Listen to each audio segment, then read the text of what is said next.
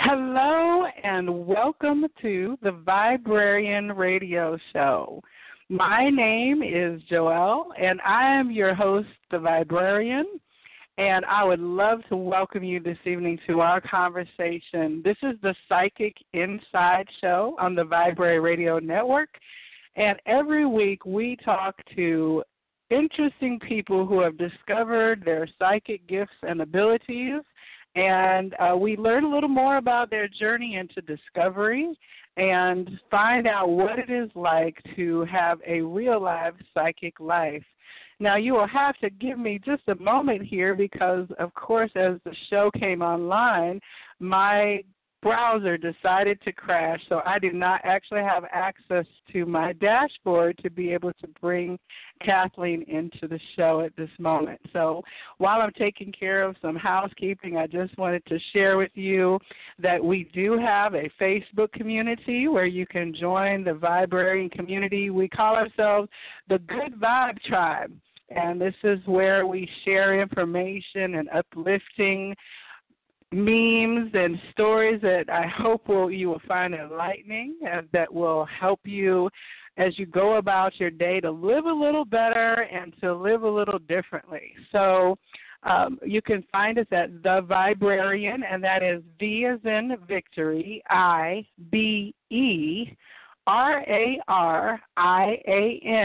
And you can find The Viberarian on Facebook, Instagram, and Twitter. And I would love for you to follow me and join in and to our conversations and contribute. Each week on the Psychic Inside Show, we talk with people, and these are oftentimes people that I have met in my own journey in and around Atlanta and also nationally that are psychics. And so we get an opportunity to kind of find out their personal story and see what led them to discover their psychic gifts and abilities. And the goal of this show is to kind of demystify the whole idea that psychic is something that is super rare or very unique. Everyone is psychic. We all have an inner ability to be able to connect with certain gifts and perceptions that sometimes are seen as outside of the norm.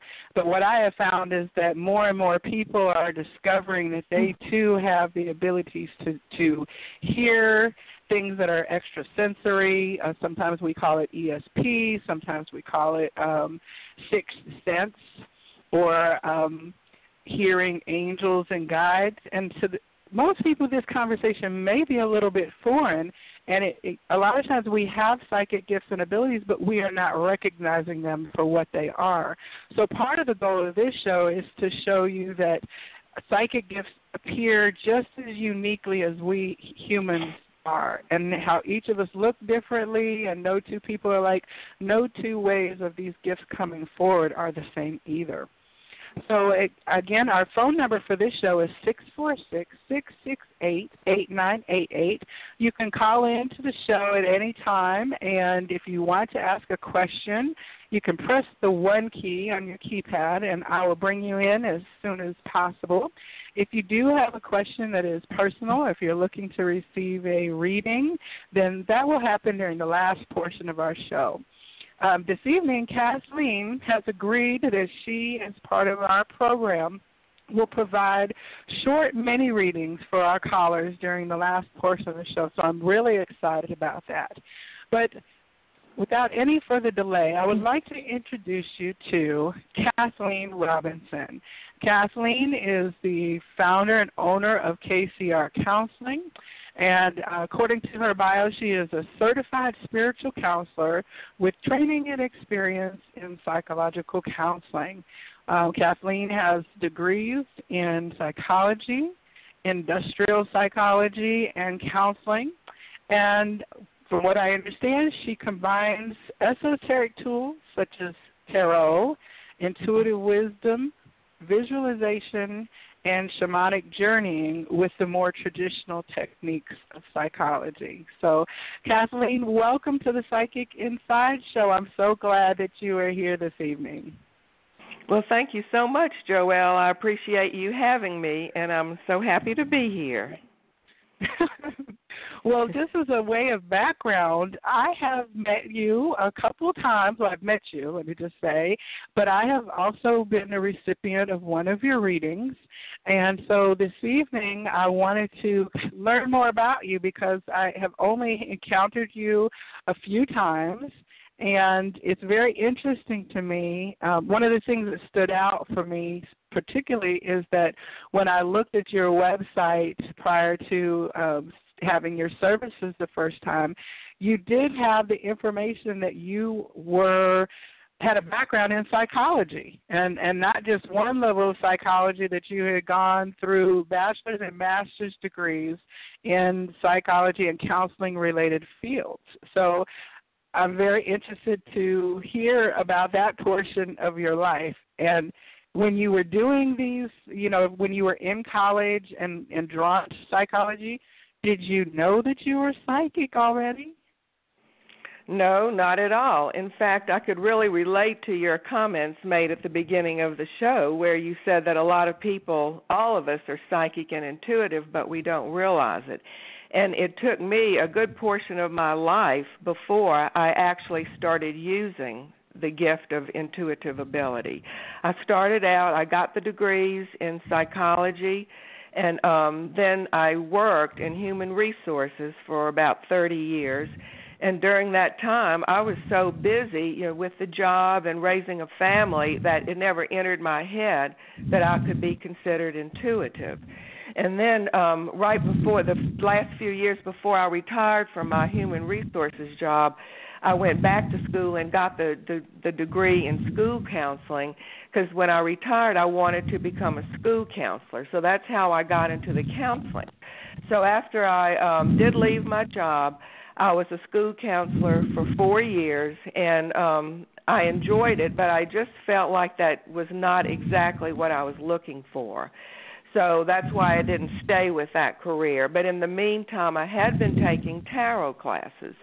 And it was during that time that I realized, God, this is something that I'm really interested in. And I started having a passion for reading the cards. And I started out, I took the classes, and then I just basically, read only for family and friends. And then I had a mentor who was encouraging me, and that's when I branched out and realized, okay, I could do this for other people. So I started out going to psychic fairs, and I got some experience. And that's kind of in a nutshell where I started and, as I progressed through the years and realizing that, okay, I do have some intuitive ability. So you had a whole, you're talking about 30 years of a career, so this is like second life discovery for you, that it's all a totally new career for part two. Yes, exactly. And see, one of the challenges that I have is that when I went to those psychic fairs, I would look around and talk to people and would find out that, God, most of these people have 20 or 30 years doing this, and I'm just now getting into it. So I had a real issue to deal with self-confidence, because I felt like, and I also had the tendency to want to judge and compare myself against other people. So it took me a while to get beyond that until I realized that, okay, I do have a gift and I truly am helping people. And so when I concentrated on that, I didn't focus so much on myself and say, oh, my goodness, all these other people have so much more experience than I do. So it was a learning journey, too. So when you look at one of the questions that I often get is, really, psychics? That's what you're doing now? Because I was a librarian and a corporate librarian in the legal world for many years in my quote-unquote first life.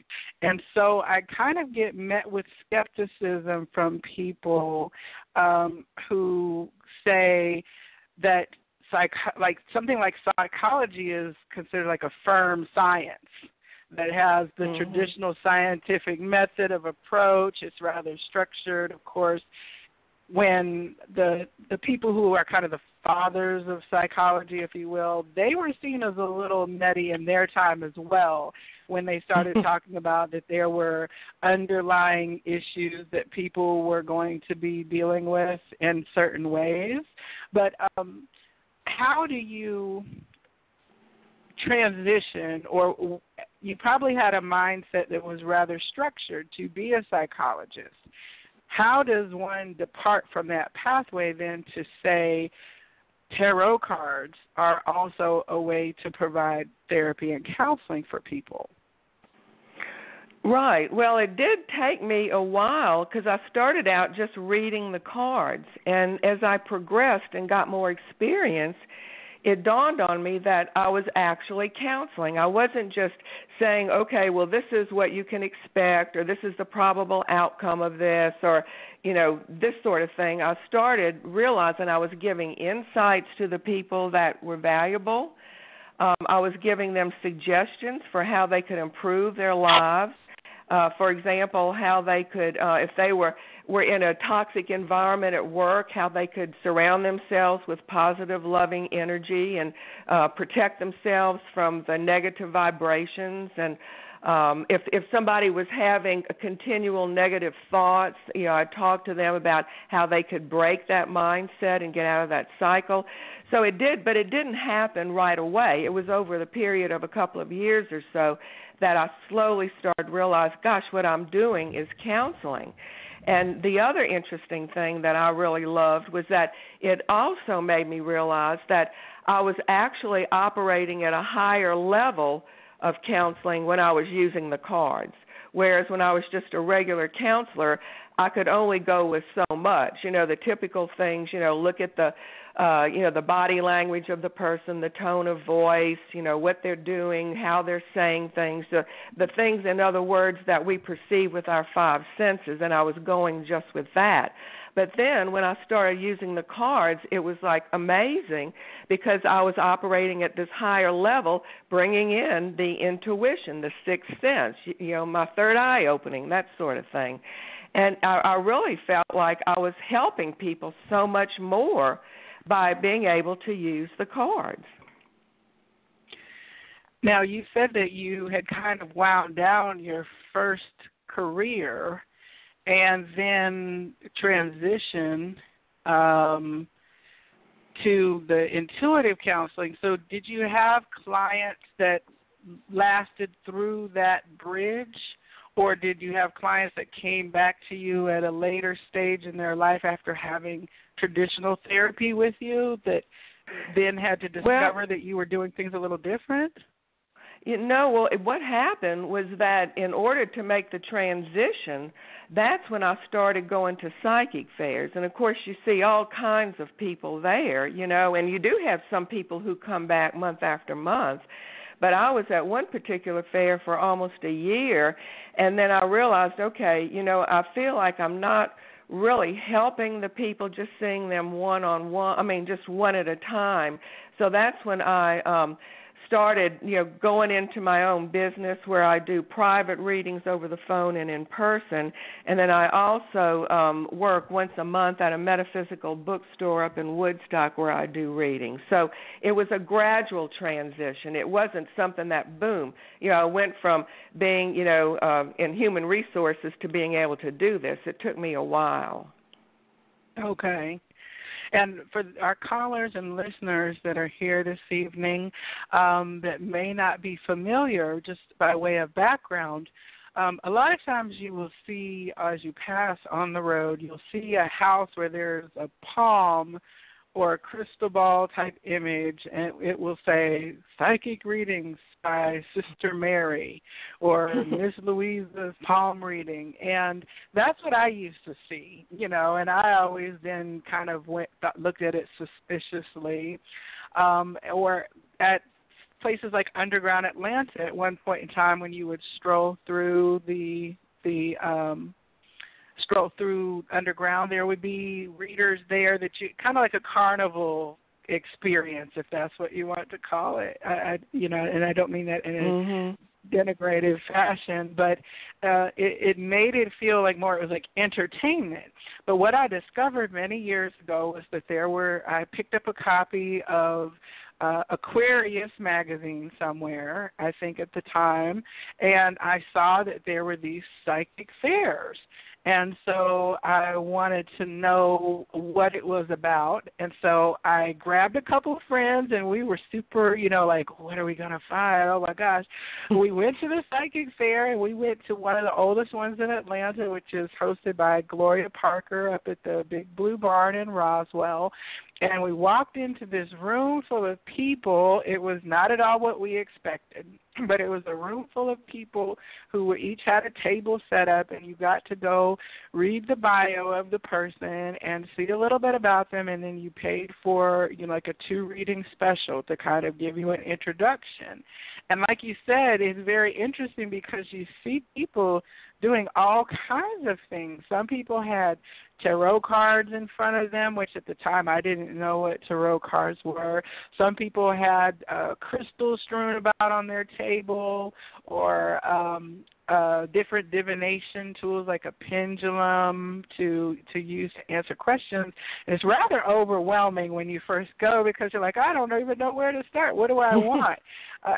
But I had psychic readings, and I learned to go over the years because I did find just in those 20 minutes that the information that came through was very actually helpful to me and explained some things that I might have been feeling or were going on, but I didn't quite have the language or thought to come together in a very solid way, and those readings really helped me at that time.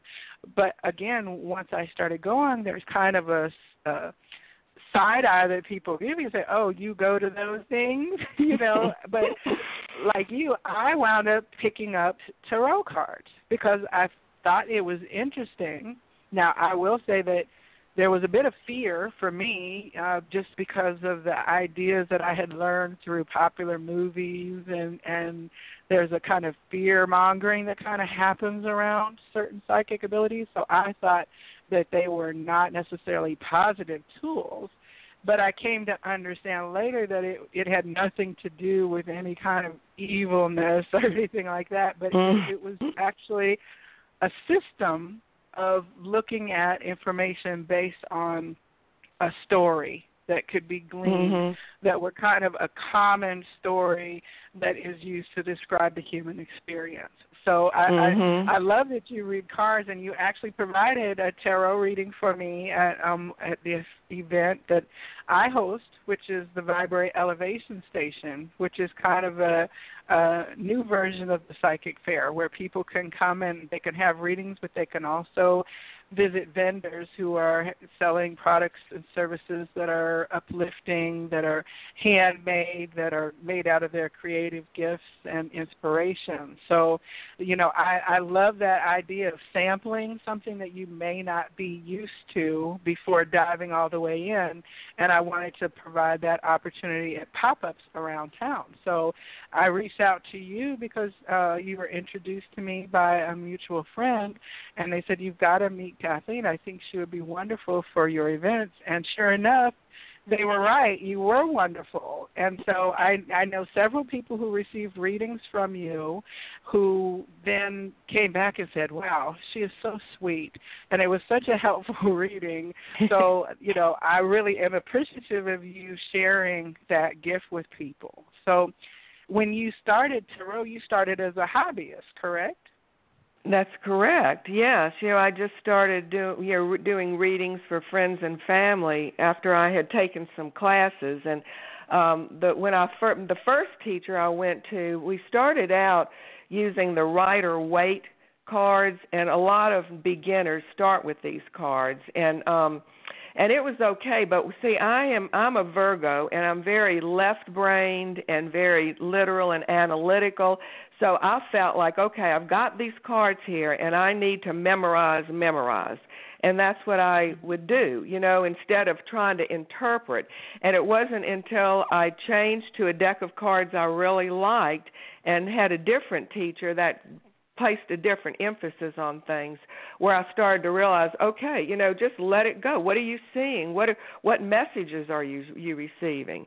And that really helped me, because I could let go of the memorization, and there's no right or wrong. It's what you're getting. And then I started, getting messages in my head. And at first I thought, well, I'm just talking to myself. And then I realized that that was my intuitive ability coming through that was helping me read the cards.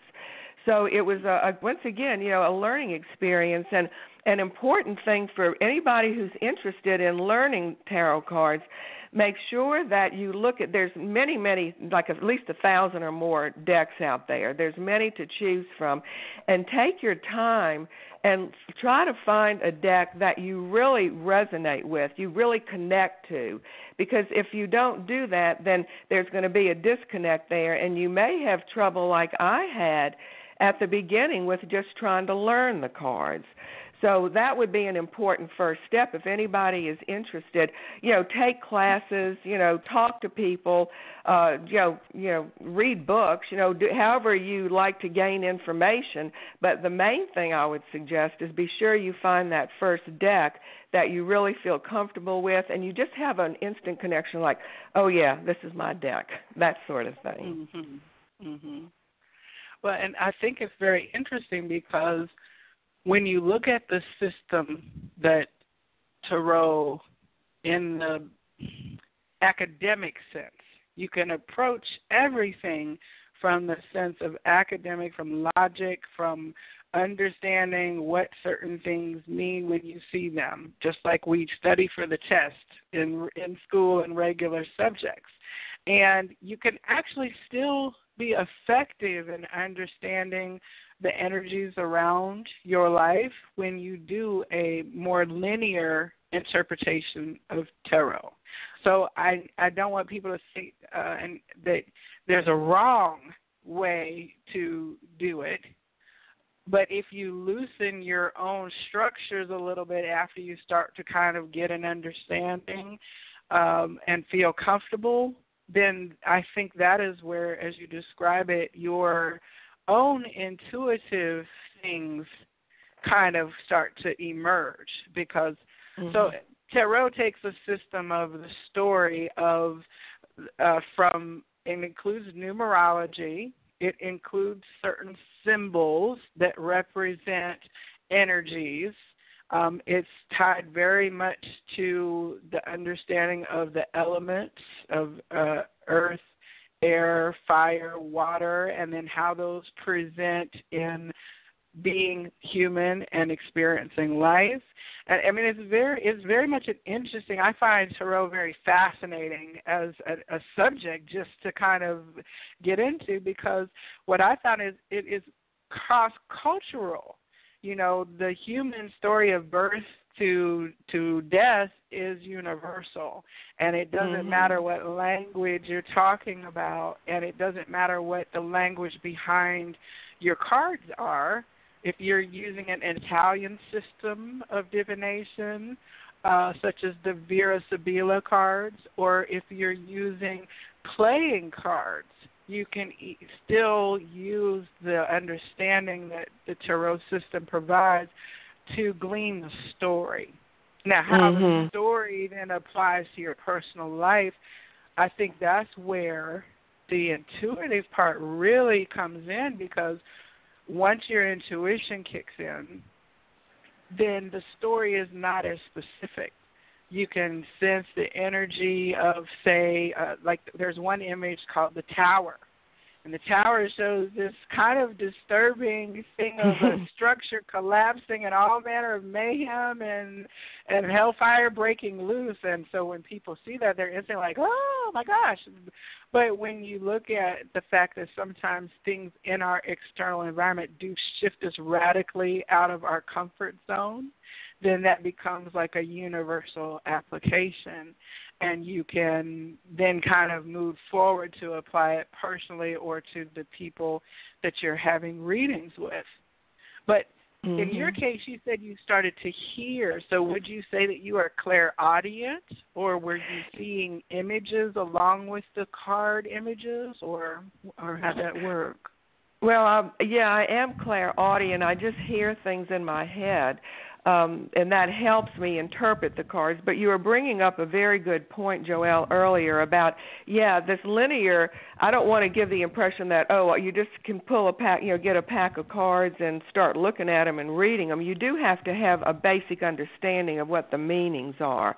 But like you were just saying, once you have that, then the meanings could change. I mean, the basic meaning is the same, but the interpretation of a card could change depending on who, what the question is that the person is asking.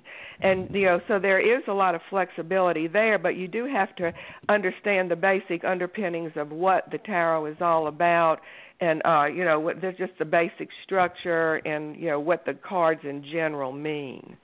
But the colors are important.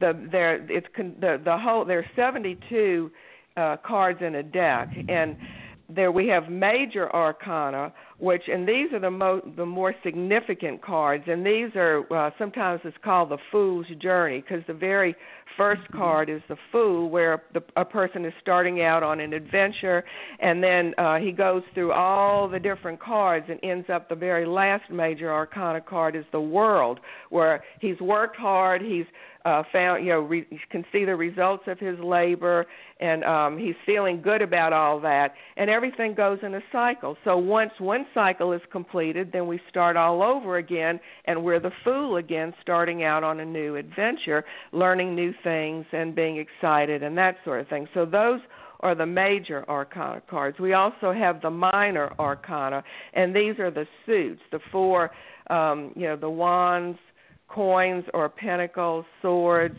and cups.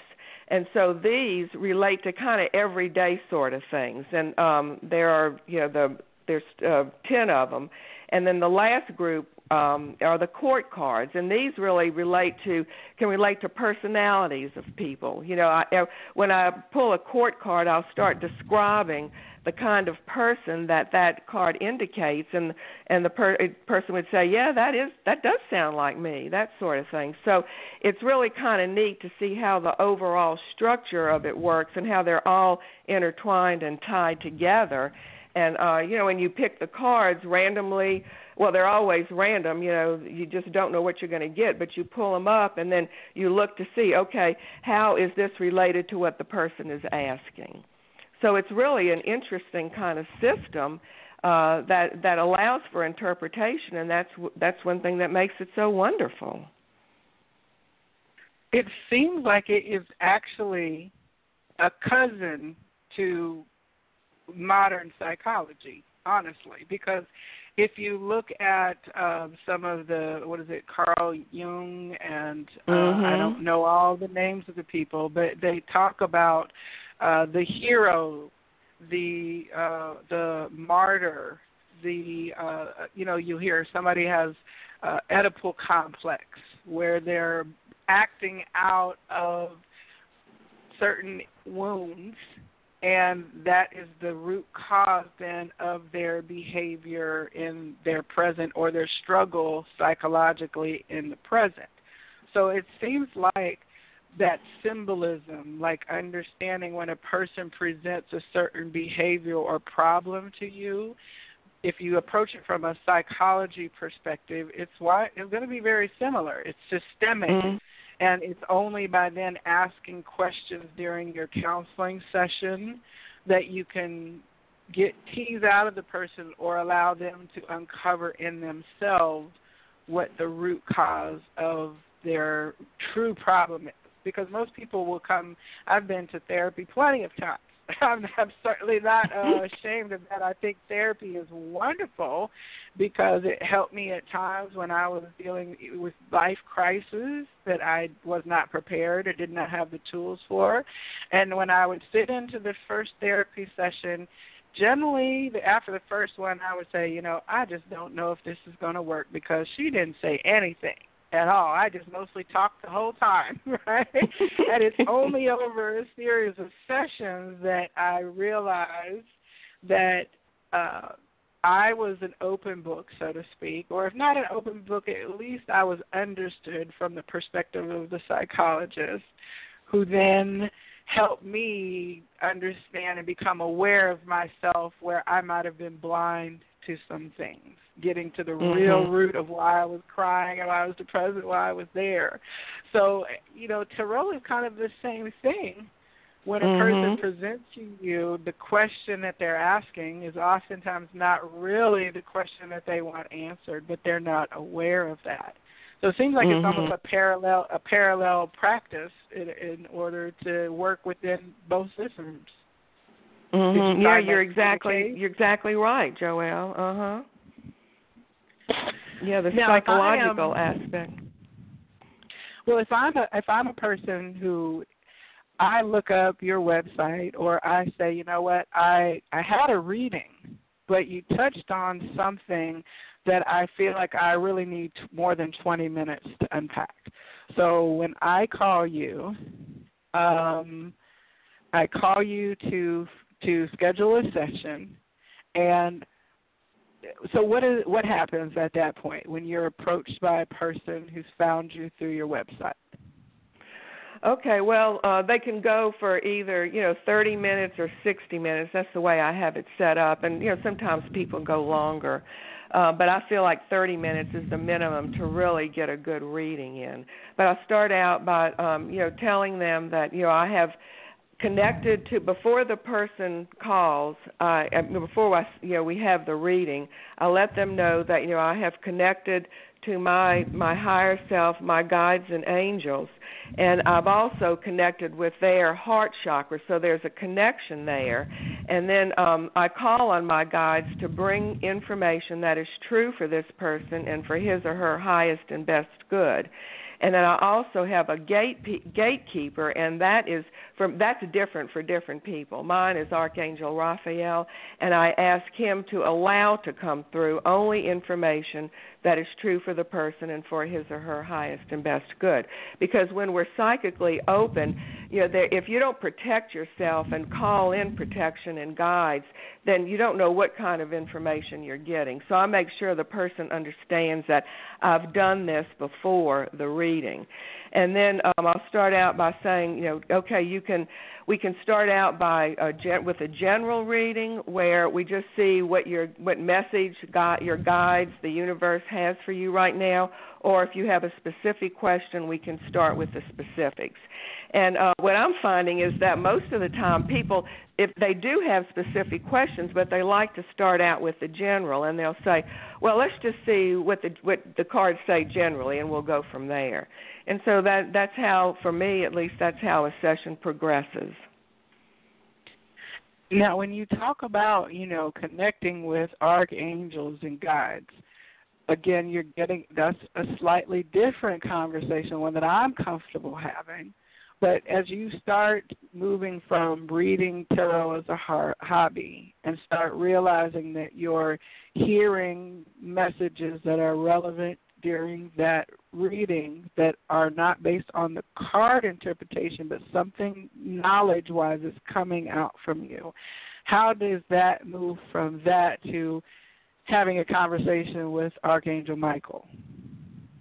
Well, it's not really a conversation. I just ask, it's Raphael, and I just ask him to allow to come through the cards. I do use the cards. I do not talk off the top of my head. But in order for the cards that I choose and to be able to interpret those, I want to make sure that they will be relevant and be useful for the person who I'm doing the reading for, and that I will give them valid information that is true for them and for their highest good. So I definitely use the cards as my divination tool. So I don't just talk, I'm not a psychic who just closes my eyes and say, well, this is what I'm getting. I use the cards as my source of information. And was it in the classes that you took that you learned about grounding and protecting yourself for your psychic energy and to call on certain angelic supports? Or is that something that kind of came into your awareness through your intuition?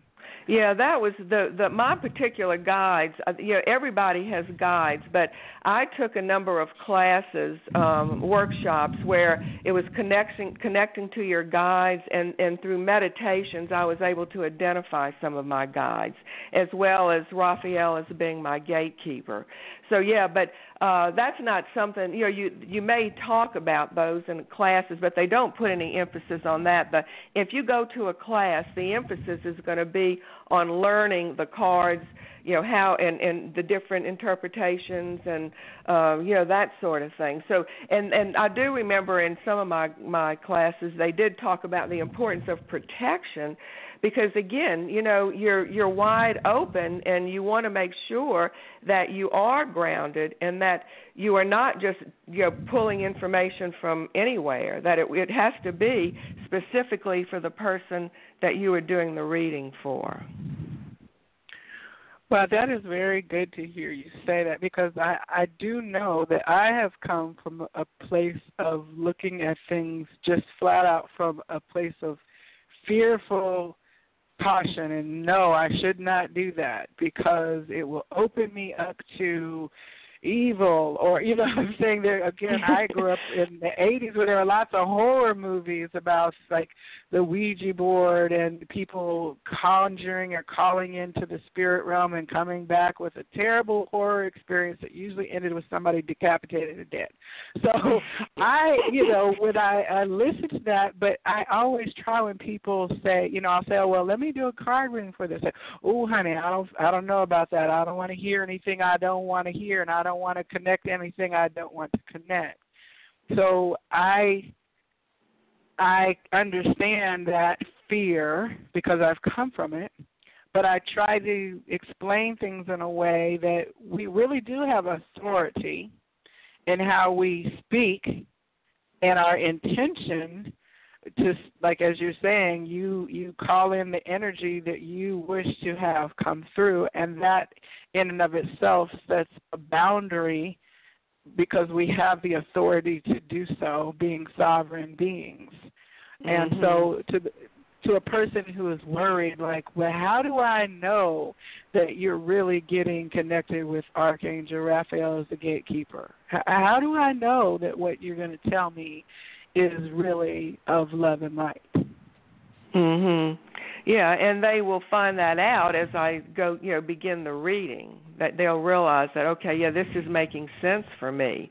And the other thing I'd like to mention is I also make a point of telling the person that no divination tool is going to be 100% accurate all of the time. We have free will. So, and I tell them, I say, okay, this is what's coming up now. This is the energy now, but you have free will, so there's not 100% guarantee that this outcome that we talked about is actually going to happen. And I find that especially helpful if a sort of negative card comes up, because sometimes those kind of scare people, and they say, "Oh, brother," and I'll say, "Well, no, if you see yourself getting into a fear-based thought pattern and you start worrying, you don't want to go down that path. So if you monitor your thoughts and you change those thoughts to something positive, then you can totally avert this Three of Swords, for example, feelings of sadness, disappointment, loneliness, worry, doubt, so forth." And so I do try to encourage them to, just because it says this is what is in the quote in the cards, it doesn't mean that is actually going to happen, because we have free will, and I think that's an extremely important point to make sure people understand. And so if a person says, well, I don't want to know my future, so tarot is really, you're kind of opening the lid and checking on the energy surrounding the person at that present moment. And that's how I understand tarot, is that our energy is emitting at all times, and it just kind of is like checking the time on the clock. When you do a tarot reading, you're seeing what time it presently is.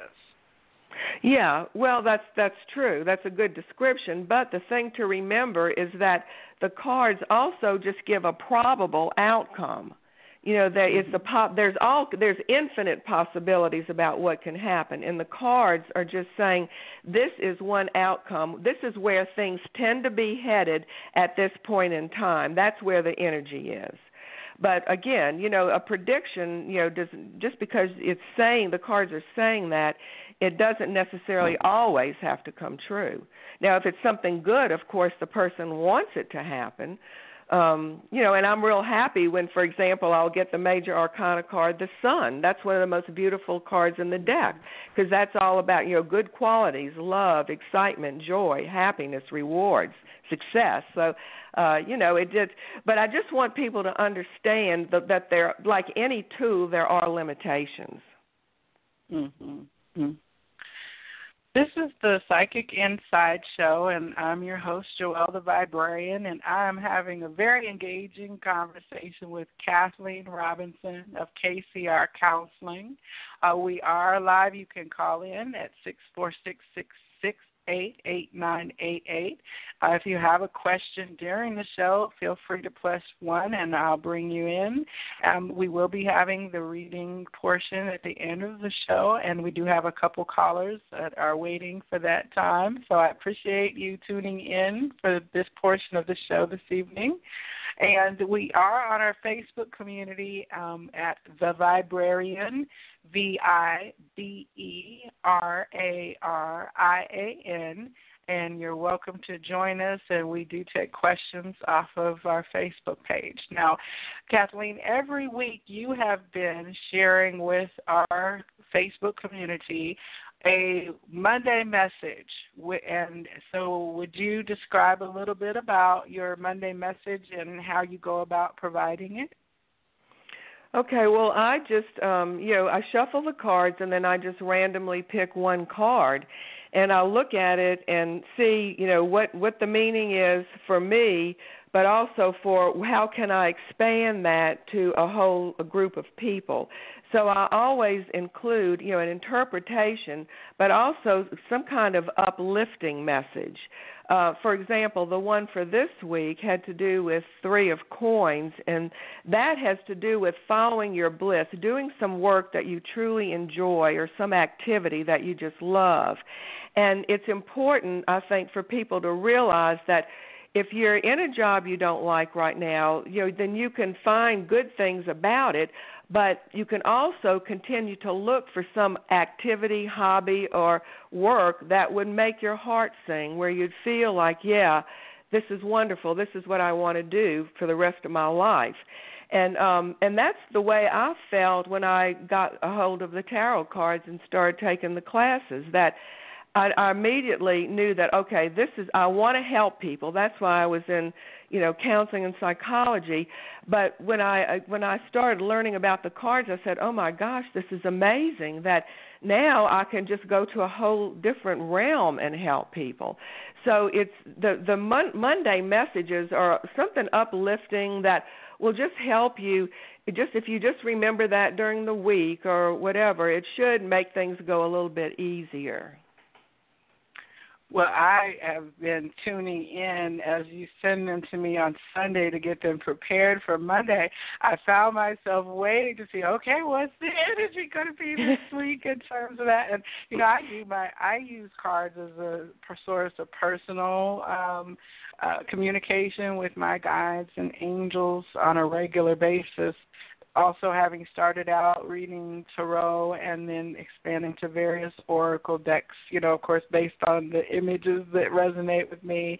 So I have my own personal practice, but I love receiving external messages because what I find is that your message that you provide often is very parallel to a message that I will hear from another reader. And that, for me, confirms if somebody says it once, it's a one-off. If it's twice, it's coincidence 3 times, you better pay attention. So I think a couple weeks ago you had, I want to say it was either the Tower 8 of Swords or something similar to where it talked about being trapped Right. But in your own kind of thing. And I really was in a place where I was spinning my wheels and not able to kind of get over a particular hump. And after I read your message, I got another message from somewhere else. It kind of talked about it's all in how you're looking at it. Change how you're looking at it. And I was able to go ahead and kind of shift myself. And lo and behold, I freed myself from the bonds, as the card kind of shows that opportunity, and it kind of clicked for me when I saw that your message was that card. I was like, you know what, it's me. It's me. I'm holding myself in this place. So I for one have appreciated it, that you've been sharing, and I know that you're asking that the message be for the people who will see it. As part of your intention, whoever they may be, that is a message for them. And one thing I do tell people, when you are getting a reading, or if you're going to a psychologist or a therapist and you find yourself not at ease or not resonating over a period of time with the energy that is coming out, then you absolutely go with your guidance system, your inner feeling about it. You don't have to place yourself in an energy that makes you uncomfortable, and you don't have to follow advice from anyone. It's just that advice. And so I think that that's helpful for people to say, well, I have to do such and such because this came up in my tarot card readings, and they said that I was going to have a tower and my life was going to fall apart if I don't do such and such. I think that if you have that kind of experience, that should be a flag for you. That this is probably not necessarily the reader for you. Exactly. That's absolutely right. And counselors and therapists don't really give advice. They do what we're doing when we read tarot cards, is just saying, all right, giving the person some insights. But the bottom line is that if a person is going to change, that person has to come up. It has to be an inner sort of work. You can't force anybody to change. You can give them, tell them, well, this is what the cards say. But I do not give advice. I just say, I may suggest that, okay, if somebody is, depressed or in this negative cycle of thoughts, then I will tell them that, okay, one thing you can do is to pay attention to what you're thinking, because a lot of times we don't even realize what is going on unconsciously in our mind. And another thing that I use that people have found helpful, Joelle, is that I think it was Abraham Hicks he has to do, Esther Hicks is the channel for Abraham, and it's all about the law of attraction. And supposedly they say that when we put a thought out, thoughts are things, because everything is energy. When we put that thought out there, we have 17 seconds to delete it before it becomes part of our reality. And if you think about it, that is a long time if you're actually paying attention to what you're thinking. So some people have found that very helpful, because it reminds them, okay, just because I thought that, all right, I can delete it and replace it with something positive, a positive affirmation or something that's not negative, and that gets them out of that negative cycle. So those kind of things I just throw out there, for them to think about, use it or not, but it's up to them if they're going to actually, do that. That's so interesting. I am familiar with Abraham Hicks and Esther Hicks in a kind of loose way, just like I would say I'm familiar with Eckhart Tolle or Wayne Dyer, but I've not gotten deep into their teachings. But I know several people who faithfully listen to the broadcast of Esther, and they found it very helpful talking about their vortex, putting into their energetic vortex that what they want to receive out of their energetic vortex. So I think that's really interesting, because it's like the third time in less than 3 weeks that the whole topic of Esther and Abraham Hicks has come up. So I'm sure that I'll be digging into that for a later show because, again, when you hear something multiple times, it's usually a marker that there's a nugget of gold there for you to dig up, when you feel right. It's time to go exploring, so to speak. But 17 seconds, most people can send 3 or 4 text messages. A teenager can send 3 or 4 tweets and text messages in 17 seconds, quite frankly. In our rapid communication era, that's not long at all. I mean, you can create a public relations nightmare in 17 seconds if you're a business person.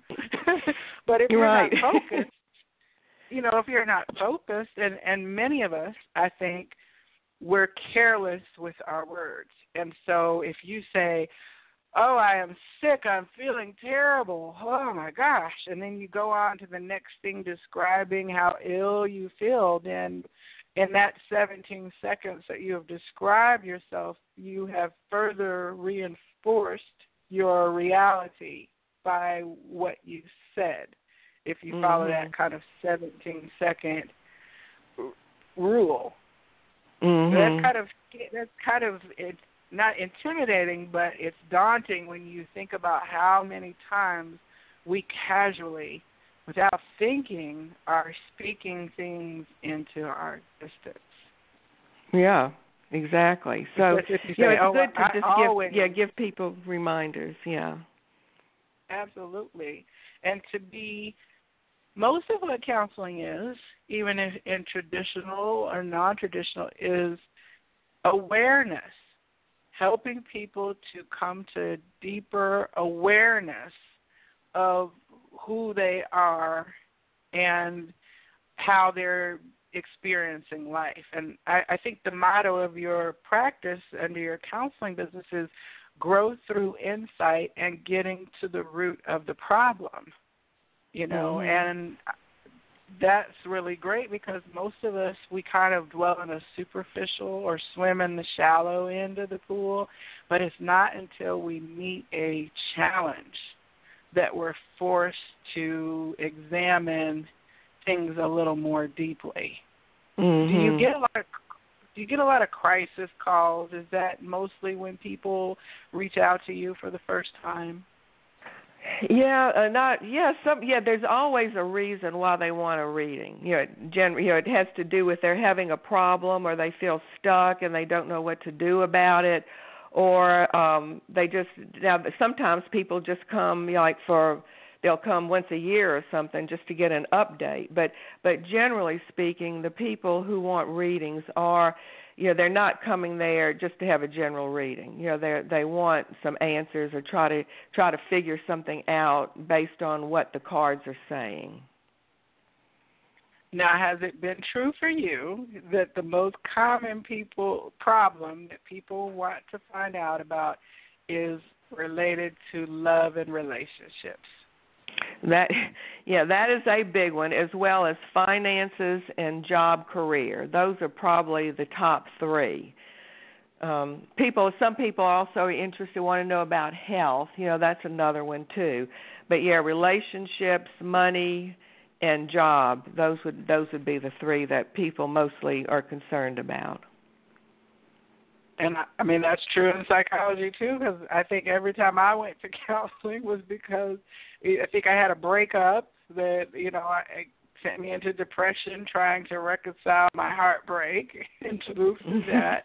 And I think a period of career change, and struggle with who am I. So I could fit the checklist in both modes, both the traditional and esoteric.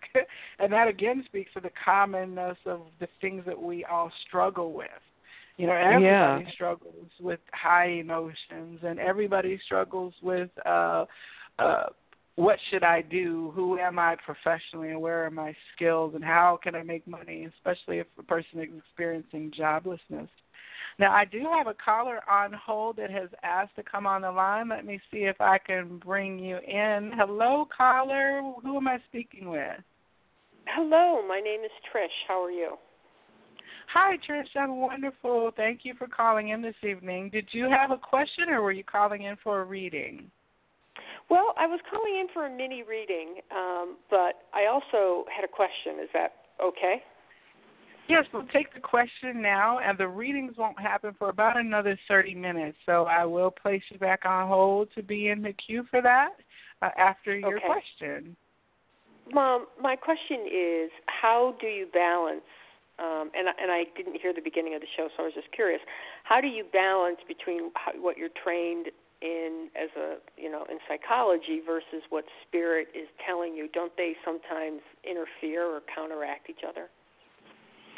Well, no, actually they complement each other, because the counseling really, to me, is just, helping people by, listening, paying attention, using your skills, what you've learned, and then you couple that with the reading of the cards, which are very similar, because the interpretations of the cards relate to a counseling. And what I said earlier, Trish, was that when I was a regular counselor, I felt I was operating at a certain level.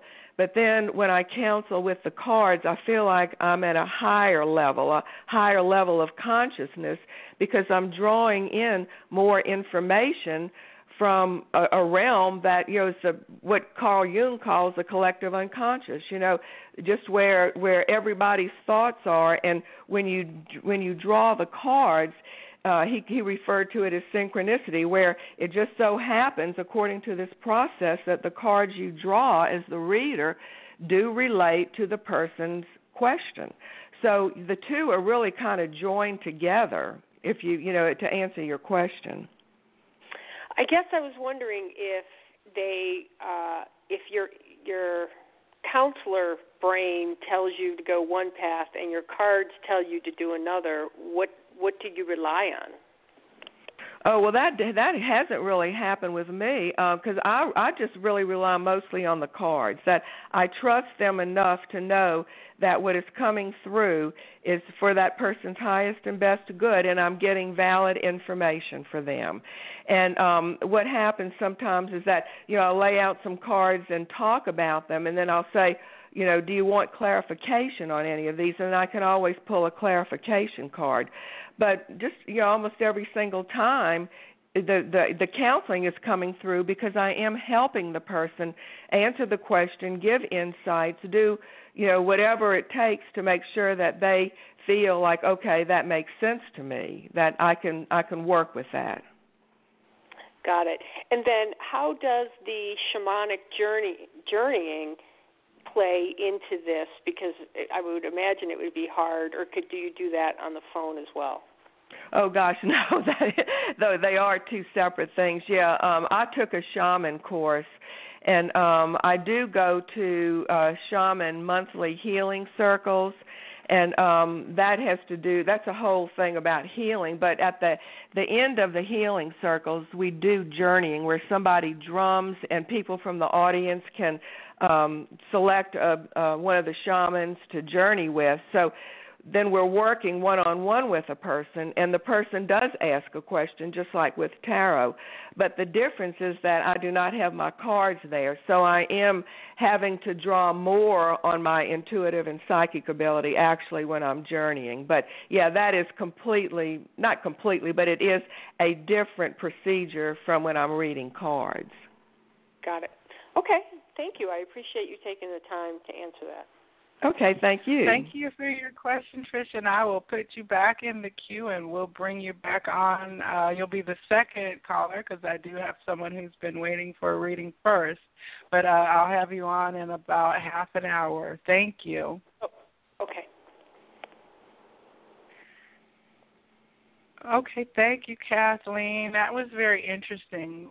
One thing that I have learned is that when you're providing intuitive guidance, it's not you giving your opinion about a person's situation.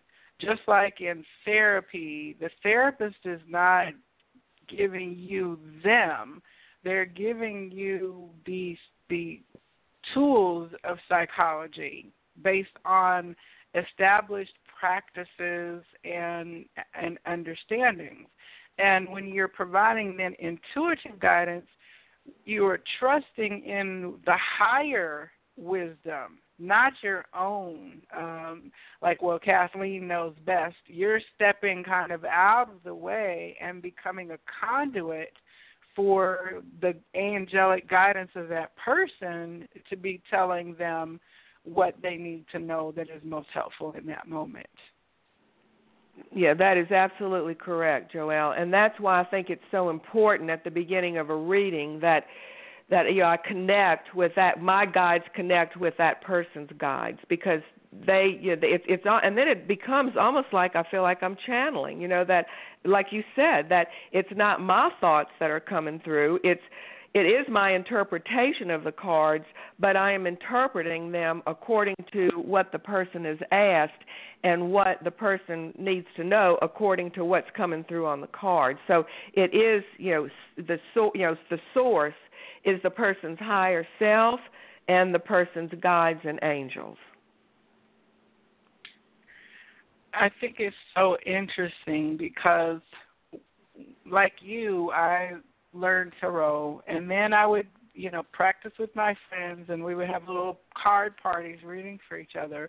But we kind of reached a point then, like just the other day, one of my best friends, she said, well, I need a reading, but I don't want you to do it because you know too much about my situation.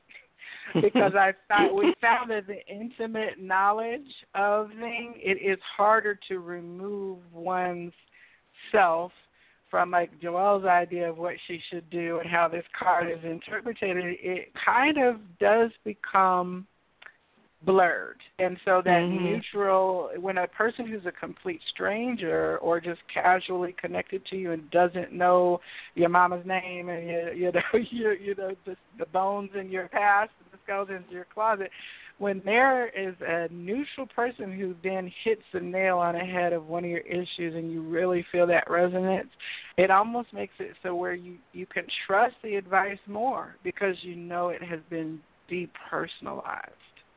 Yeah, exactly. It's not contaminated by any personal knowledge. You're absolutely right.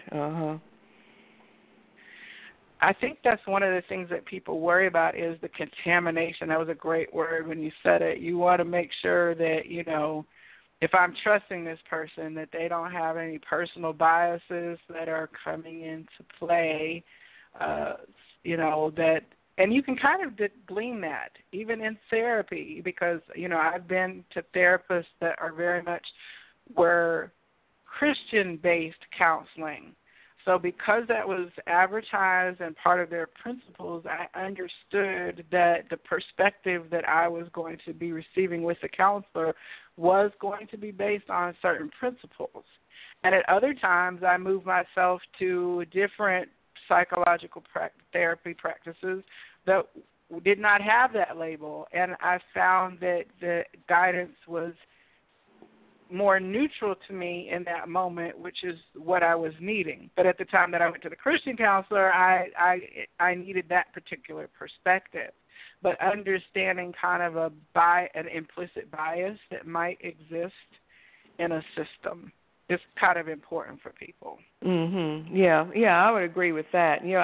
I do readings for family, and sometimes they're not exactly accurate because I've there's too much of my personal bias coming in. So like you were saying, when you're reading for a stranger, then you can be completely neutral because you know pretty much nothing about them, and that is an advantage.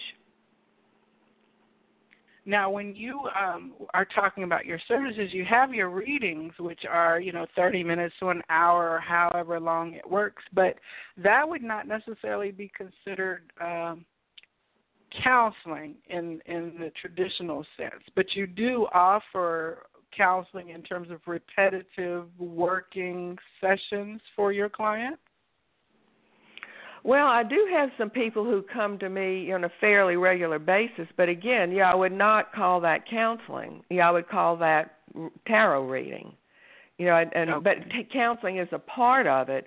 But I want to make sure people know that I am a counselor and I have that background, but at the same time, I am looking at the cards just as any other reader would. Of course, giving my interpretation, which is, could be different from somebody else's. But, yeah. So one of the things that I noticed that you offer is called an Igniting Your Fire counseling program. So would you describe this program and the time involved for the person who's interested in undergoing it and what the purpose of this kind of session-based work is? Okay, well, this program, I just recently developed it, and the purpose of it is to help people who feel like they're stuck, they don't know what direction to go in, they feel like they're in a rut, they're just confused, they just don't know. And so this program, I feel like I am on a more regular basis actually using some of the counseling in addition to the reading of the cards, because it consists of 3 sessions. And that is good because it allows me to, tell people, do the readings and see what comes up. And then we talk about the problem, and then I give the person homework to do, such as journaling, because I feel like when I use this program, I am more of a facilitator than just a reader or a counselor.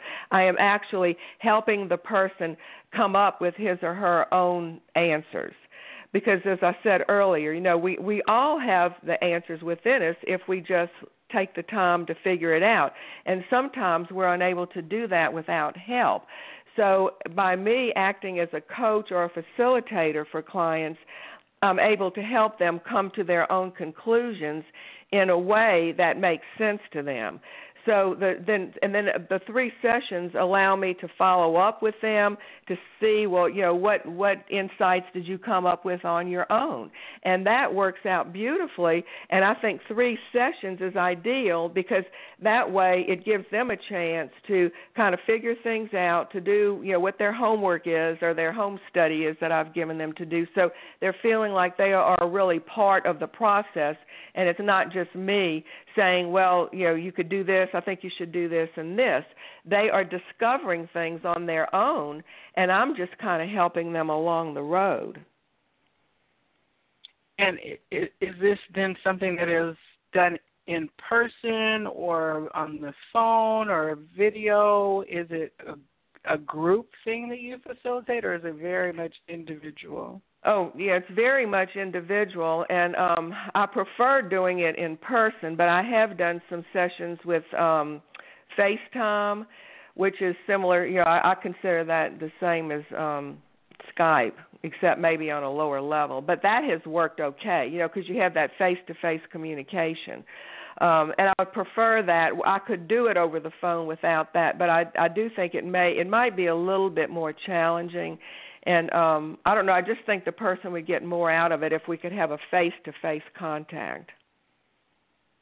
There's something about being able to see those nonverbal cues and and things. I think it kind of gets deeper into the heart of the matter. And then also, I love face-to-face or video because it's more intimate. And if you're going to be dealing with my deepest challenges and struggles, then of course I want that to be as trusting as possible. Yeah, exactly. So the Igniting Your Fire, how many hours does something like this encompass? You mentioned 3 different sessions. What would be the total time also offline and then conversation time? Well, the conversation time would be about 2 hours when I meet with the person.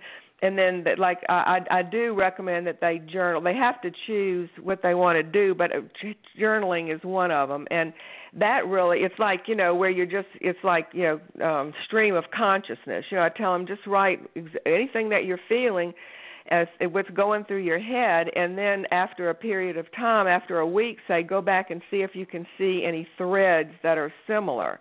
And if they don't, well, then, we'll just take it from there. And I also like them to pull a card a day from, if they don't have it could be an oracle card, tarot, just any kind of card that resonates with them, and I can lend them a deck if they don't have one. And that one, that has also will allow them to kind of say, okay, well, what does this card mean to me? Even if they, and I tell them, I say, you don't need to know what that card means necessarily. What is it telling you?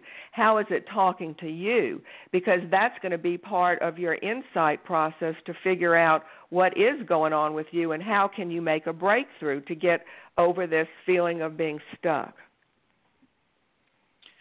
That's very interesting that you have your people get a deck because, you know, again, my motto for this show is that everyone is psychic, and there is this whole wealth of information available to us from our higher self and our angelic team and guidance that sometimes we're getting those messages, but it can happen a lot more clearly once you get the language together between you and your team.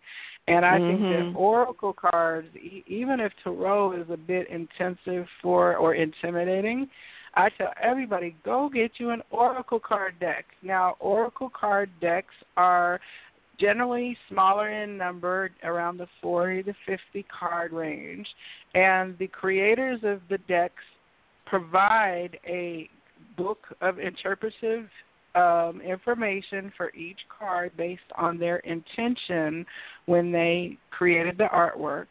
And you'll find that it resonates a lot with kind of tarot imagery, but it's not tied to understanding the system.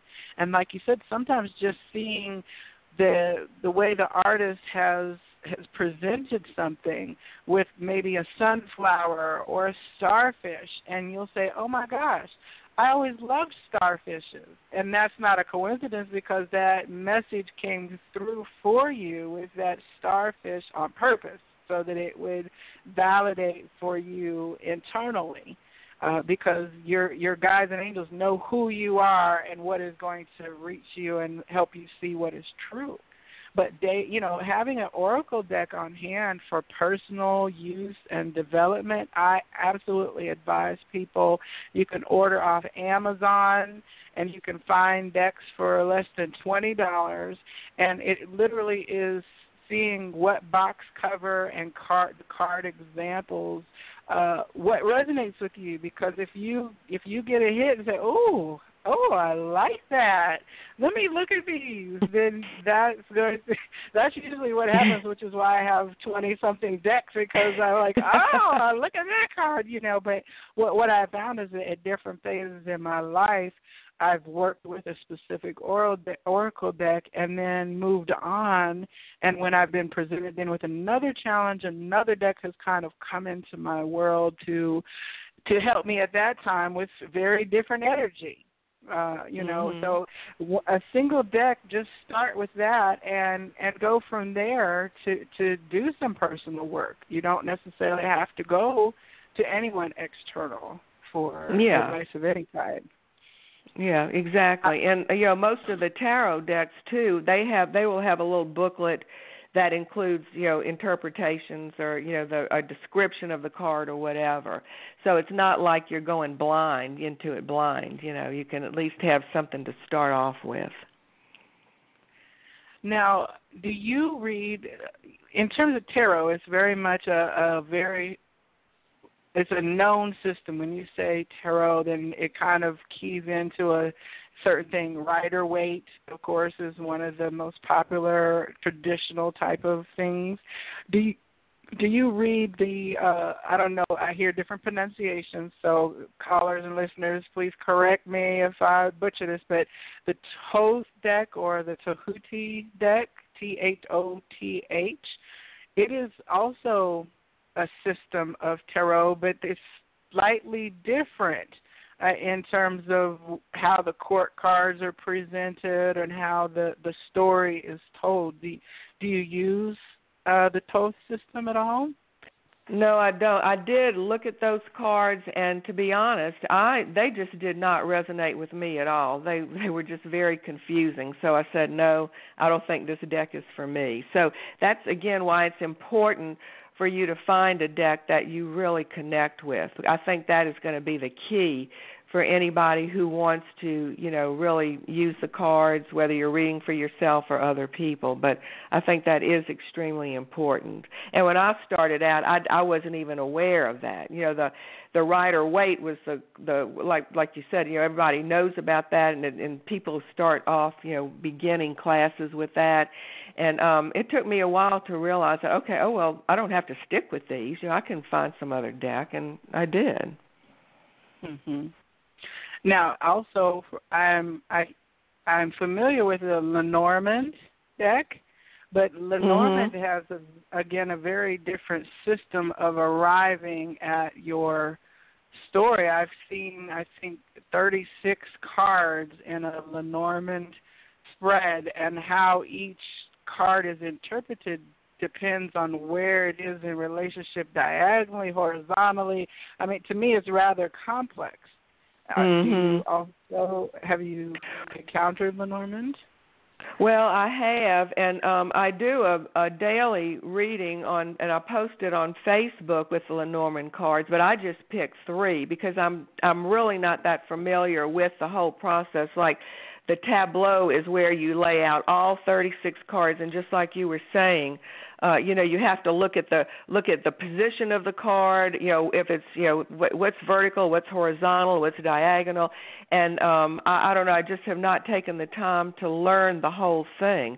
But the neat thing about Lenormand is that if you just want a quick answer on the surface, that Lenormand works. Whereas with tarot, you'll still get an answer, but it's more in depth, it's more psychological, it's more insightful.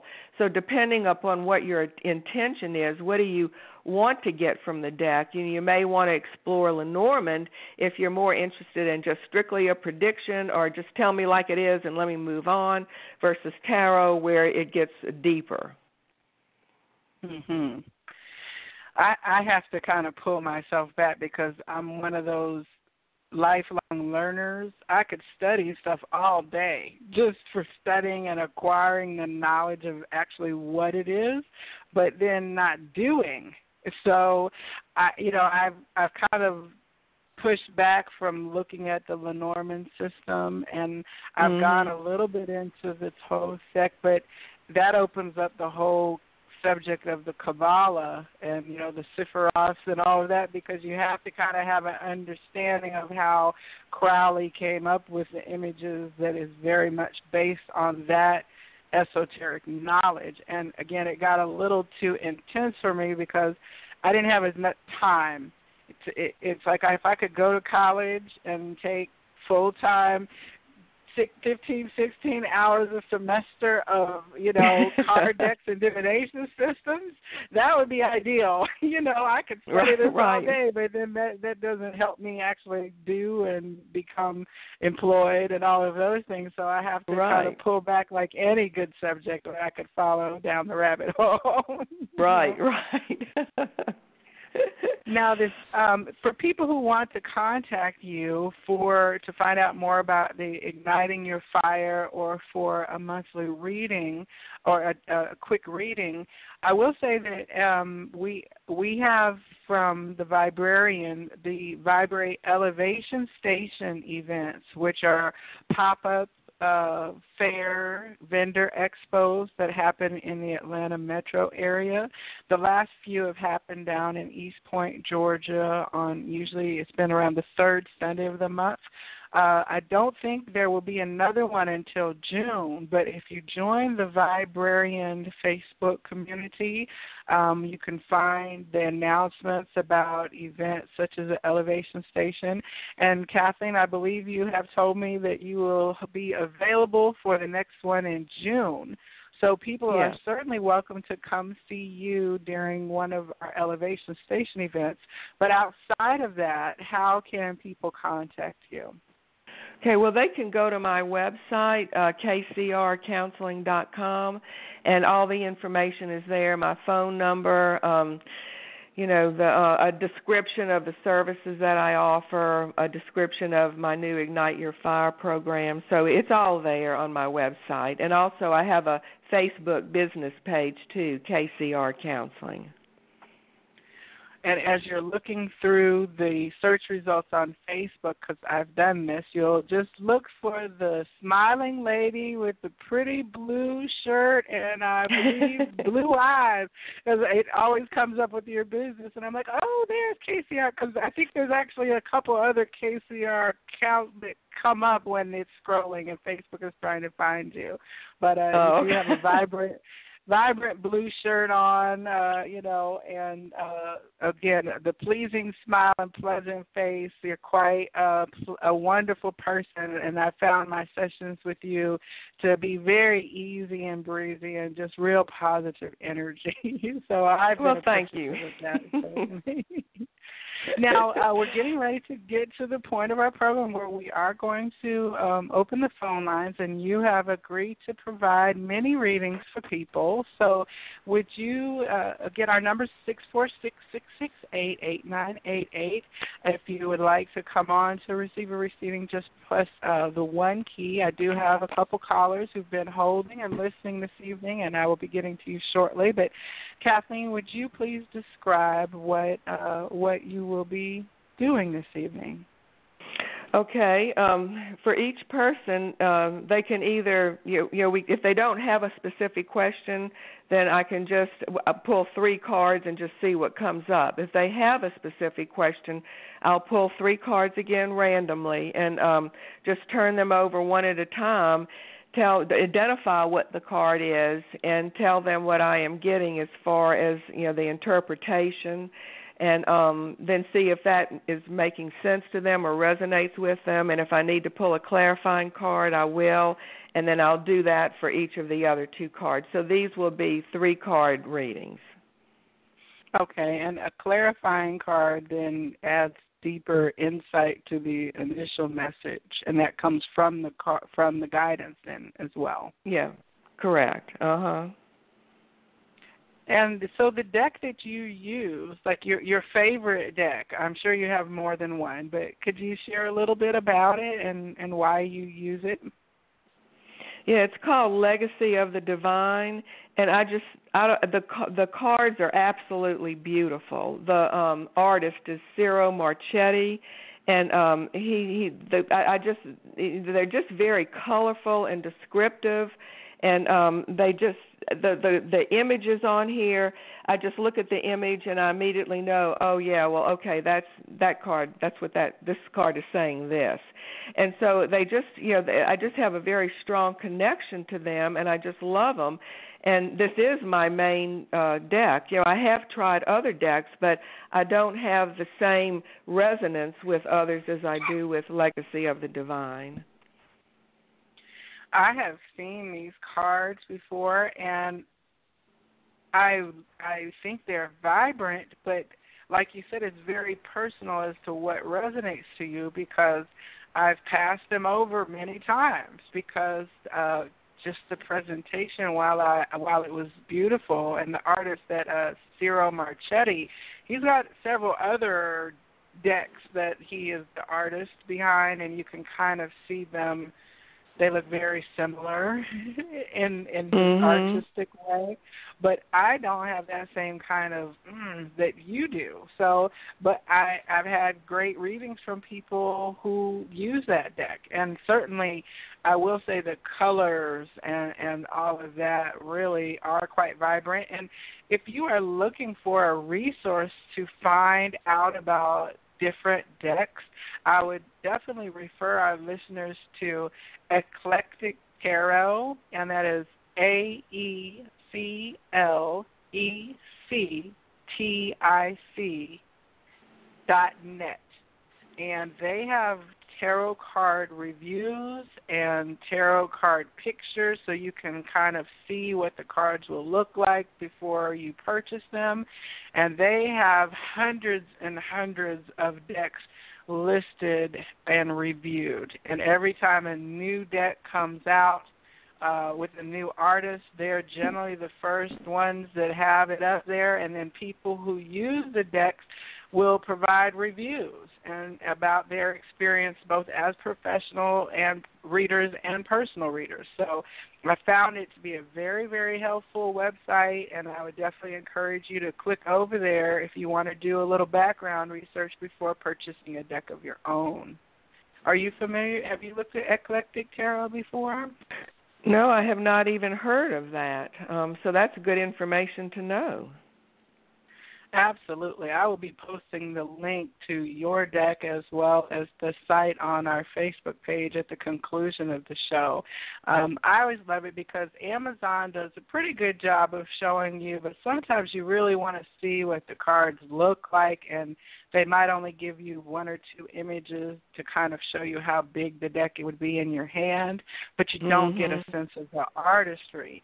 And on Eclectic Tarot, at this particular moment, I'm looking at least 10 different cards from the deck that are right there for you to look at in glorious detail. And, of course, that deck has 5 stars. It has 5-star ratings from the community of people who have reviewed it. So you're not the only person who thinks it's a great and beautiful deck to use. Yeah, well, good. So we have a couple callers on the air, and I'm going to start with our first caller ending in 2301. Welcome to the Psychic Inside Show. Who am I speaking with? Hi, good evening. My name is Julia. Hi, Julia. Thank you for calling and listening in this evening. You've been waiting patiently since the beginning of the show, and thank you for tuning in. And so you have a question that you would like a reading about this evening. Yes, please. I'm looking to relocate, which, is a simple word, relocation, but, there's a lot that goes into it, trying to find the town I want to move to and, then finding a place to live and finding employment. So it's kind of, a big process. So I was hoping for some guidance around that, relocating. Okay, so Julia, your question is just what information will come through about you relocating? Yes. Okay. All right, I'm pulling 3 cards. All right, the first one coming up is the Queen of Coins, and this is probably your energy or maybe a part of your energy, but the Queen of Coins is somebody who is very successful at manifesting what she wants in the physical material world. This is in this deck. It's coins, but it could also be pentacles. And this card is showing her third eye shining. So she's very intuitive and psychic, and she has the ability to surround herself with abundance in whatever she decides she wants to obtain. So another thing about her is that she's a very kind person. I like to think of her as the hostess with the mostest, that if you go to her house, she'll say, is there something I can get for you? Are you doing okay? Are you comfortable? So, but for you, for your question, I feel like this Queen of Coins energy is very important for you because you can pretty much, do you feel like you are powerful and intuitive? I think I've kind of stifled so much about myself over the years that I'm trying to get that back. I was married for like 31 years and then I divorced. So I'm kind of starting over at 55 and it's just, it's a little daunting to reboot your life halfway. Mm-hmm. Yeah, well, it's like your guides are saying, Julia, you have to trust yourself. You're very powerful, and once you decide whatever you want to do, you can go for it. The next card coming up is the Hanging Man. So this card has to do with you. They want you to take a step back and see if you could change your perspective about moving. Whatever is going on with you right now, look at the reason. Look and say, all right, is there something that I'm missing here? Am I seeing something with my eyes closed? Am I not seeing something? So they want you to just look at it from a different vantage point, a different perspective, and maybe see if that changes your decision about where you want to move. Like, have you thought about a particular area yet? Yes. I'm really drawn to be by the water. I live in Florida, but I live like in central Florida, and I want to move closer to the water just because it's so peaceful and tranquil for me. And that's kind of what I want, is just that, just happy to be here kind of feeling. Mhm. Okay, well, so then you feel like you want to escape to get away from something, or just have a change of scenery where you feel calmer? Maybe a little of both, actually. I'm living with my mom now, and, as an adult, living with your mom again has its own unique challenges. Yeah, that's true. That's true. So, well, they're just saying make sure that you find a place that resonates with you and that you are seeing things from a different viewpoint. That make sure you're moving for the right reasons, and that will make things go a lot easier. And then the last one here is the High Priestess. And again, this one is saying that you are very psychic and intuitive. So we've got two cards here showing here, Julia, that are saying that are attesting to your high-level ability. And because you've kind of not paid attention to it or you've let it go dormant, the message here is that now it's time for you to recognize that you have these gifts and use them to your advantage and listen to your inner voice, to your heart of hearts, about where would be the best place for you to move, because only you really know that. People can give you suggestions, but the bottom line is that you're going to have to make your own choice. And again, so couple that with make sure that you're stepping outside the box. You're not in a routine. You haven't just said, all right, this is what I want to do because this is what I think I want. And the hanging man is saying maybe there could be another avenue for you to look at besides that. Okay? Okay. Okay, I could only do, I wish I had time for more, but this is, in a nutshell, I think the bottom line, what they're saying you to do is to trust yourself, you know what you want, and just go with it. Okay, that's very good, thank you. And as far as the decks, I use the Doreen Virtue's Angel Tarot. Oh, yeah, Yeah. Those are beautiful, too. Yeah, that's been my kind of go-to, but again, with the not trusting myself or, feeling like I wonder if I'm just making it up or... Oh, so that's my big lesson now, is to learn to trust myself again. Yeah, and with this move, that's going to be especially important. So make sure that you work through that, and things should work out for you. Well, thank you. Thank you so much. I appreciate, the reading, and thanks you for taking my call. Thank you. Okay, well, thank you, Julia. All right, well, I thank you as well. Thank you. Thank you, Kathleen. That's very interesting that those cards came out. And as I'm listening to you, I feel like there's messages for me as well to trust yourself. That's the beautiful part about readings and the insight and the guidance is that at any given time, we are all in the same boat of questioning something and second-guessing ourselves or feeling uncertain. So that know thyself and trust yourself is a great thing to be reminded of. So I'm glad to be able to listen in to, and thank you for allowing your reading to happen in public space for our listening audience.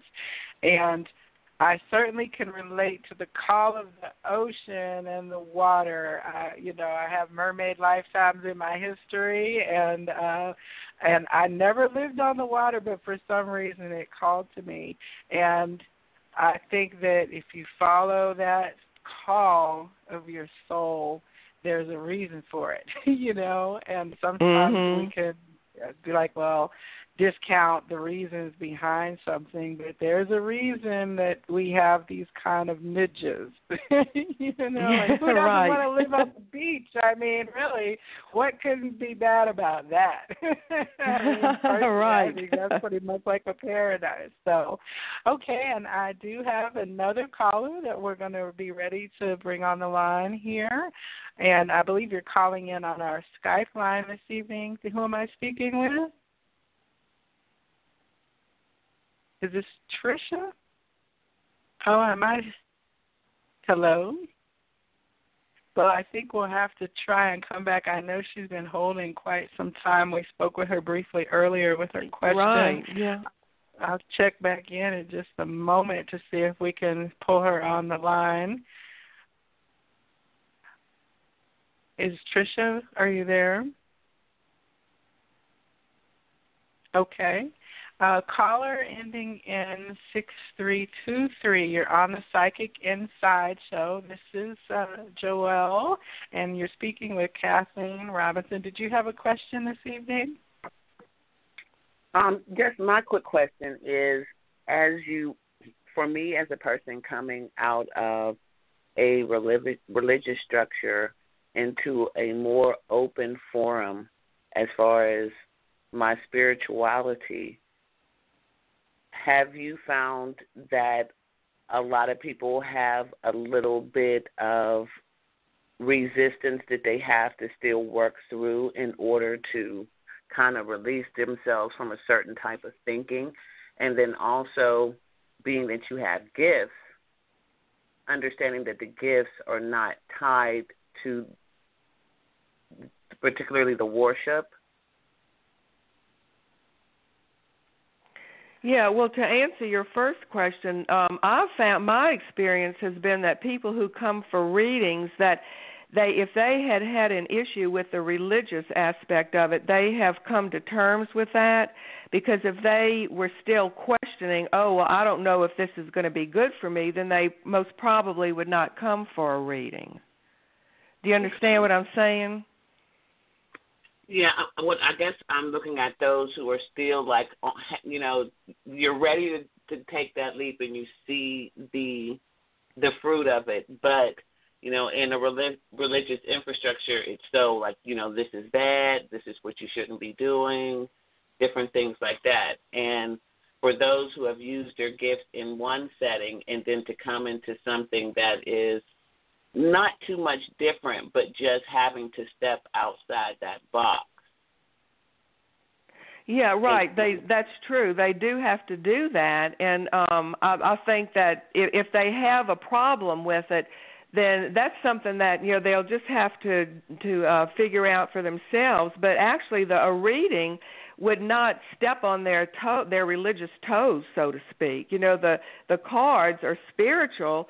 And they're universal. You know, they would relate to everybody. So the religion, I've not found that to be a problem or an issue when I've been doing readings for people. Okay, now that was really,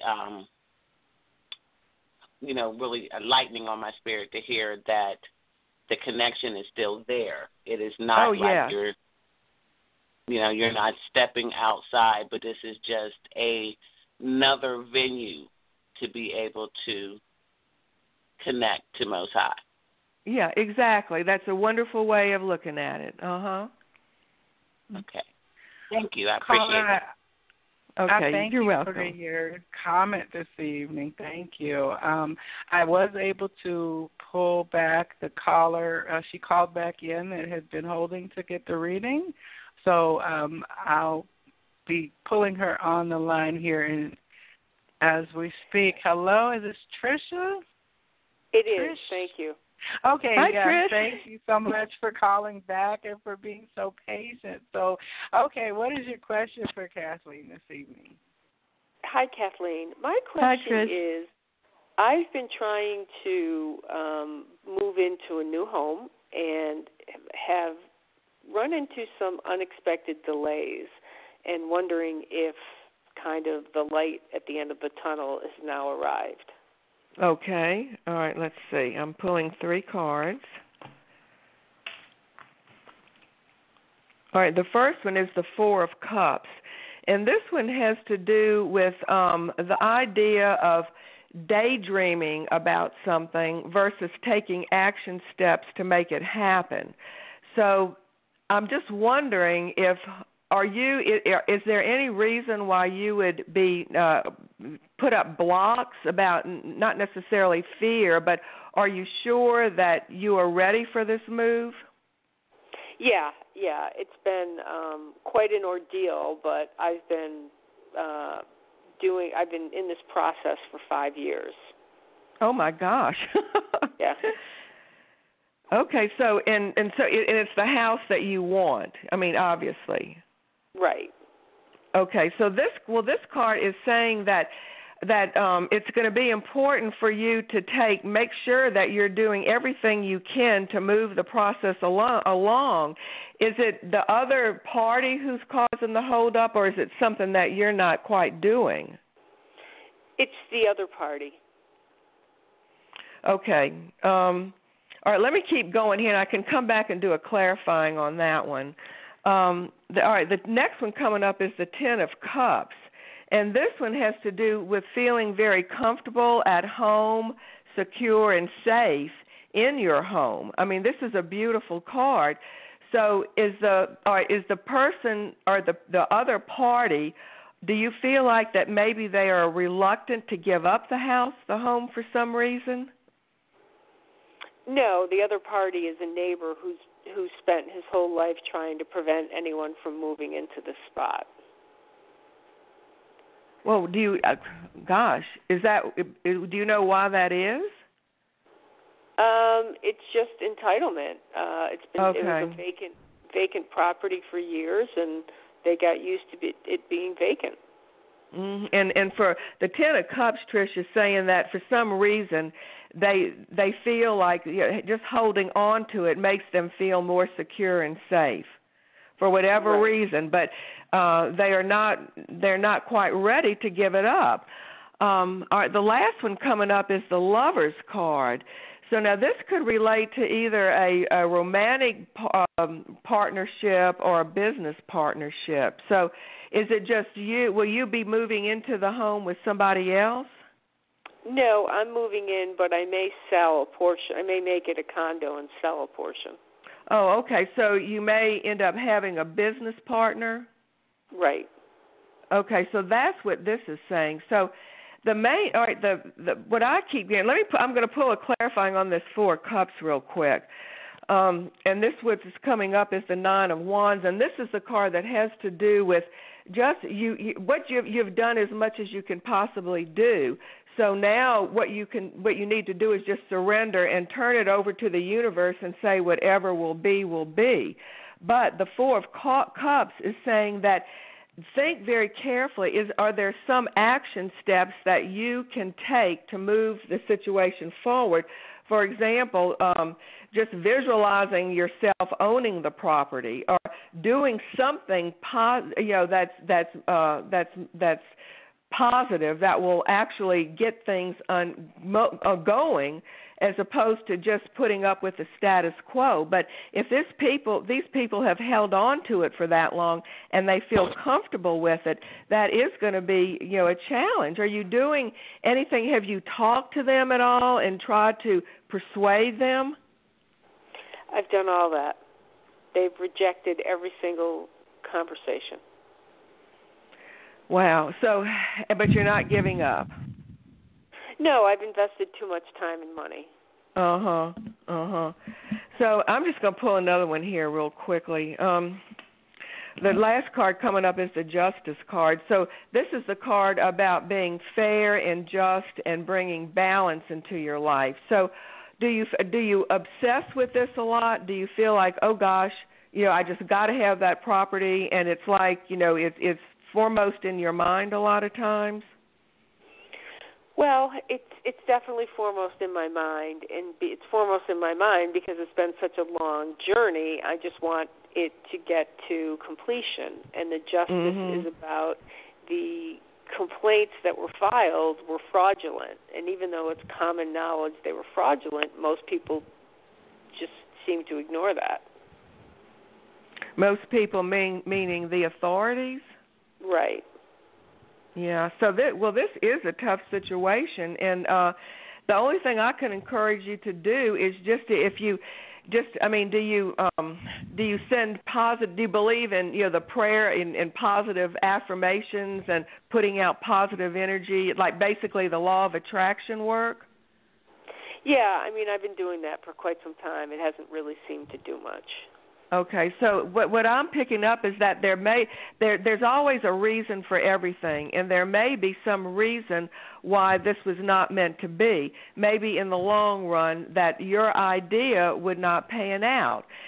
It could be a number of things, but I keep going back to this Ten of Cups because these people, they're holding on to it for their own personal satisfaction, and if they've held on this long, I just feel like they're going to continue to do so. So there's nothing wrong with you continuing to pursue it, but have you looked at options, maybe another opportunity, or are you really set on this one? I'm already in there's already been too much money expended that I can't walk away. Oh, I see. All right, very quickly, let me just do another one. The Queen of Wands. All right, this probably relates to you. The Queen of Wands is somebody who's very self-confident, very much action-oriented. She knows what she wants. She goes after it, and she gets it. So your guides are telling you, okay, Trish, it's going to be important for you to start using your Queen of Wands energy and do what you can within your realm of ability and responsibility to try to move this forward and have faith and trust in yourself that it is going to work out. Because you've invested money, you have a business plan in motion. The fairness issue. You want to be fair to yourself, and you don't want to overdo things. But at the same time, you have to be realistic. So, I guess what I'm saying is that continue to pursue it. But if it's out of your control, there's going to come a point when you're going to have to surrender, turn it over to the universe, and say whatever will be, will be. And continue to, pray on it, send positive energy, visualize it, but and then trust your own self-confidence. Okay.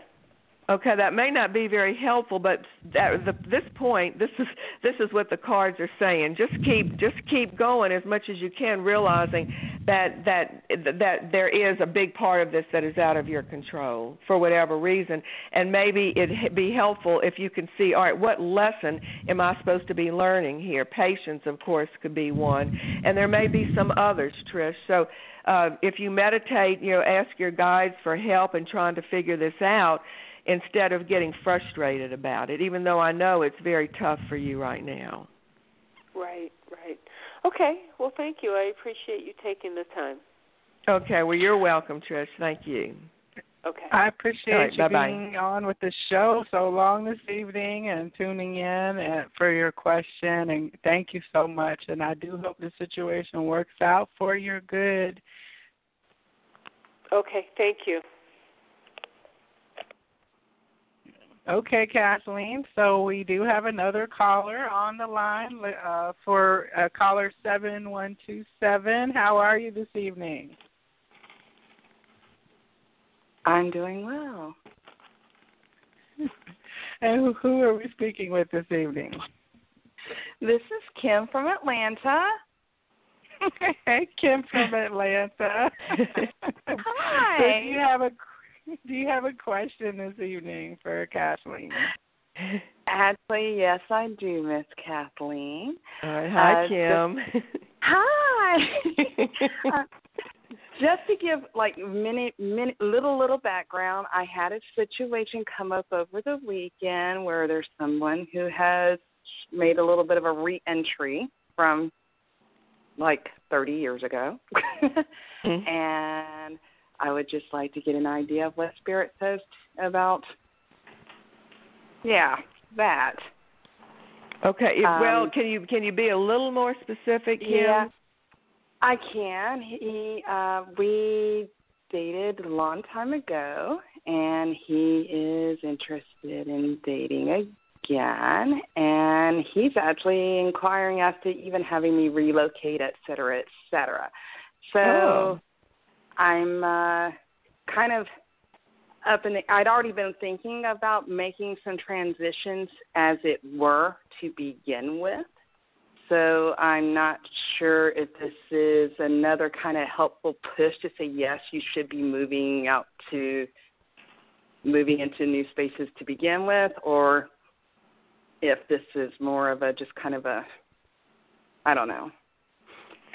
All right, so your question should you move, or is it what will be the outcome, a possible outcome of this if this relationship moves forward? That would probably be the better question for me. Okay. Yes, ma'am. Okay, let's see. All right, the first card coming up, Kim, is the Queen of Swords. So this is either your energy or a part of your energy, but the Queen of Swords is somebody where the truth is very important to her.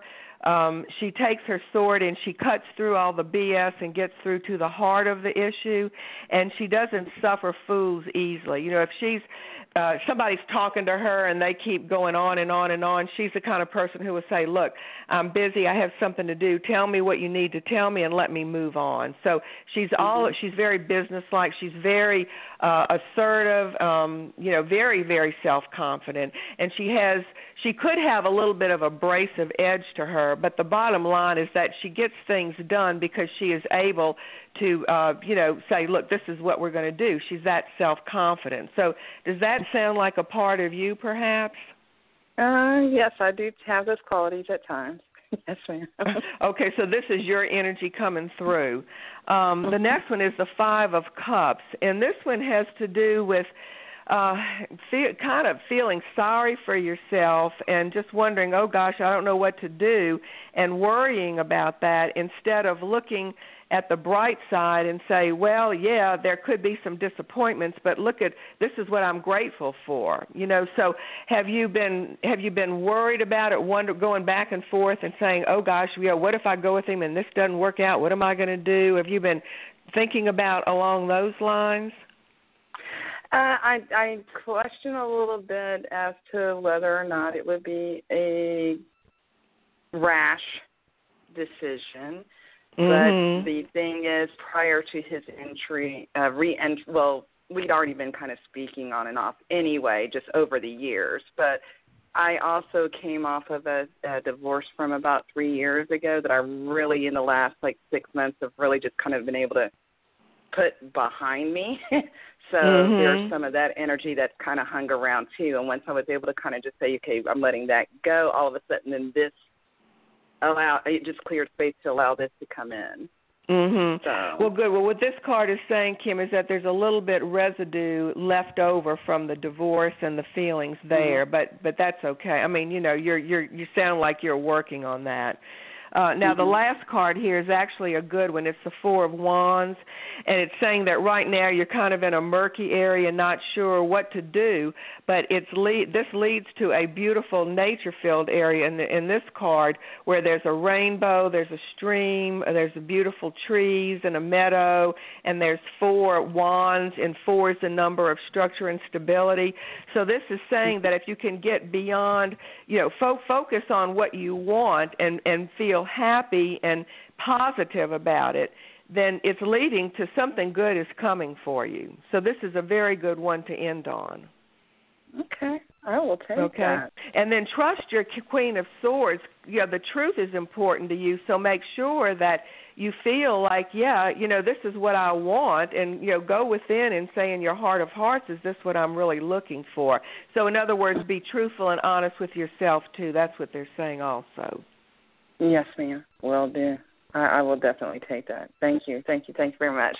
Okay, you're welcome. Yes, I appreciate it. Thank you. Okay.